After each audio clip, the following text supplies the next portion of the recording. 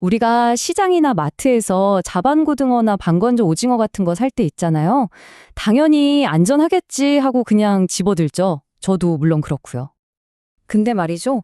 이 간단해 보이는 제품 하나가 우리 식탁에 오기까지 그 뒤에 얼마나 복잡하고 치밀한 위생 관리가 숨어 있는지 혹시 한 번이라도 생각해 보신 적 있으세요?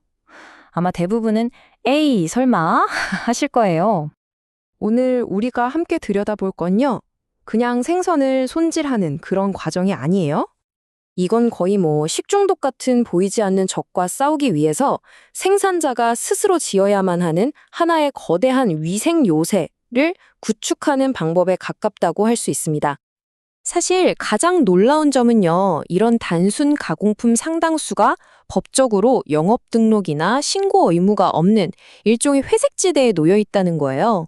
그 말은 뭐냐? 결국 모든 안전이 전적으로 생산자의 양심과 자율적인 관리에 달려 있다는 뜻이거든요. 이 요새가 맞서 싸워야 할 가장 주된 적, 바로 교차 오염입니다. 쉽게 말해서 집에서 생닭 자른 찰이랑 도마를 그냥 물로만 쓱 헹구고 그 위에 바로 샐러드 채소를 썰었다고 한번 상상해 보세요. 닭에 있던 균이 채소로 그대로 옮겨가겠죠? 바로 이게 교차 오염의 기본 원리입니다. 그렇다면 이 보이지 않는 적, 즉 미생물과의 전투에서 가장 결정적인 변수는 뭘까요? 네, 바로 온도입니다, 온도. 섭씨 5도에서 60도 사이, 대부분의 식중독균이 정말 폭발적으로 미친 듯이 증식하는 이 구간을 위험온도 구간이라고 불러요. 우리가 흔히 말하는 실온이 바로 여기에 포함되죠. 살모넬라균이나 리스테리아균 같은 애들이 제일 좋아하는 온도가 딱 20도에서 30도 사이거든요. 자, 이 그래프를 보시면 확 와닿으실 텐데요. 냉장은 균을 죽이는 게 아니라 그냥 활동을 잠시 멈추게 하는 것에 가깝고요. 하지만 위험온도 구간에선 그 수가 정말 기하급수적으로 늘어납니다. 그래서 위생관리의 핵심은 어떻게든 이 위험 구간을 최대한 빨리 그리고 완전히 벗어나는 거예요. 자, 이렇게 보이지 않는 적과 싸우려면 말씀드린 것처럼 요새부터 튼튼하게 지어야 합니다. 이건 단순히 작업장을 깨끗하게 청소하는 수준을 넘어서는 이야기예요. 공간 자체를 하나의 철옹성처럼 설계하는 거죠. 먼저 요새 내부는 구역을 아주 철저하게 나눠야 합니다. 아예 벽으로 막아버리는 분리가 가장 강력한 방어선이고요. 그 다음이 칸막이를 세우는 구획, 그리고 최소한 바닥에 선이라도 그어서 여기는 깨끗한 구역, 저기는 일반 구역 이렇게 나뉘는 구분이 있습니다. 이 방어 수준의 차이가 아주 중요해요. 아니, 왜 이렇게까지 나누냐고요? 바로 동선 관리 때문입니다. 교차 오염을 원천적으로 차단하기 위해서죠. 원료가 들어와서 세척, 해동 같은 오염도가 높은 공정을 거치고 가공, 포장처럼 깨끗해야 하는 공정으로 나아가는 이 모든 과정이 마치 일방통행 도로처럼 딱 한 방향으로만 흘러가야 합니다. 역주행은 절대 금물이죠. 제가 개인적으로 진짜 깜짝 놀랐던 디테일이 바로 이 배수구 설계인데요. 이게 뭐냐면 바닥에 일부러 경사를 둬요. 그래서 물이 항상 오염이 덜 된, 그러니까 깨끗한 구역에서 오염이 심한 구역 쪽으로만 흐르게 만드는 거죠. 만약에 이게 반대로 설계됐다고 생각해 보세요. 생선 내장 제거하던 구역에 더러운 물이 배수구를 타고 거꾸로 흘러서 깨끗하게 포장하는 곳까지 들어온다? 와, 상상만 해도 끔찍하죠. 이런 디테일까지 다 계산하는 겁니다. 자, 이제 요새의 성벽과 구조는 완벽하게 지었다고 칩시다. 하지만 어떤 요새든 가장 약한 고리는 결국 그 안에 있는 사람과 도구일 수 있잖아요. 이 요새를 지키는 병사들과 그들의 무기는 또 어떻게 관리해야 할까요? 많은 분들이 세척이랑 소독을 그냥 같은 거라고 생각하시는데 전혀 아닙니다. 이건 명백히 다른 별개의 연속 과정이에요. 만약 세척 없이 바로 소독제를 뿌린다? 그럼 음식물 찌꺼기가 방어막 역할을 해서 소독 효과가 거의 없어져요. 또 소독 후에 물기가 흥건하면요? 그 습기를 영양분 삼아서 세균이 다시 번식합니다. 그러니까 이 5단계는 하나라도 빠지면 그냥 말짱 도루묵이 되는 하나의 세트인 셈이죠. 도구를 어떤 재질로 만드느냐도 정말 중요해요.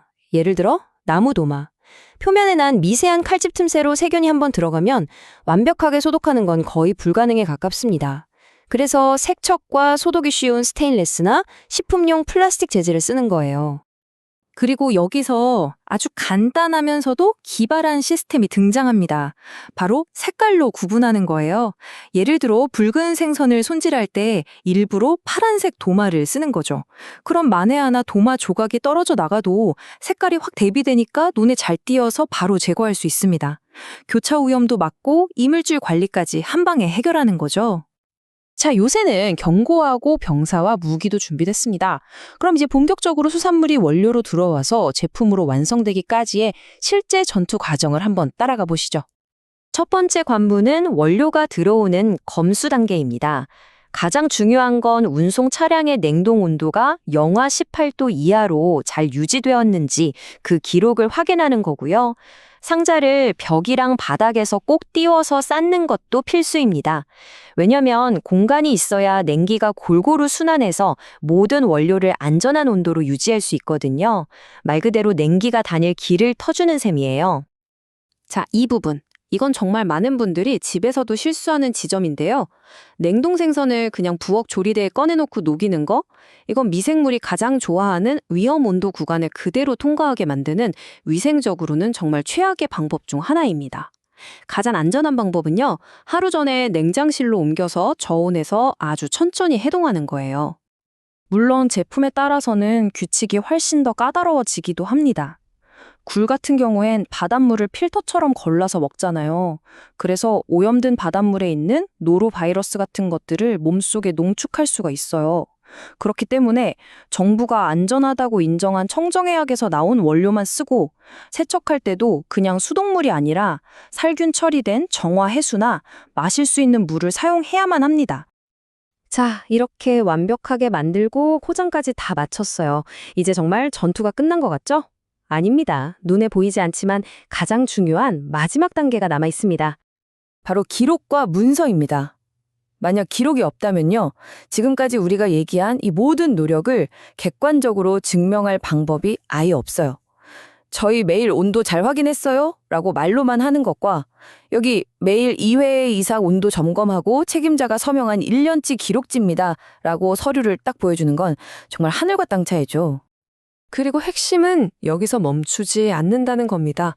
이 기록들을 바탕으로 주기적으로 우리 요새 혹시 균열이 생긴 곳은 없나 하고 스스로 진단해야 해요. 그리고 만약 문제가 발견되면 단순히 그걸 해결하는 데서 끝나는 게 아니라 도대체 왜 이런 문제가 생겼는지 근본 원인을 파고들어서 다시는 같은 문제가 생기지 않도록 재발 방지 대책까지 세워야 합니다.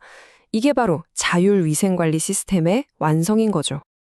우리가 그저 단순하다고만 생각했던 반건조 오징어 한 봉지 뒤에는 이처럼 정교하고 다층적인 방어 시스템, 하나의 요새가 숨어 있었습니다. 다음에 마트에서 마른 멸치 한 봉지를 집어들 때 그 안에 담긴 보이지 않는 수많은 사람들의 치열한 노력과 촘촘한 시스템을 한번 떠올려 보는 건 어떨까요? 어쩌면 우리 삶 속에 다른 많은 단순해 보이는 것들 뒤에도 우리가 미처 알지 못했던 이토록 복잡하고 성실한 과정들이 숨어 있을지 모릅니다.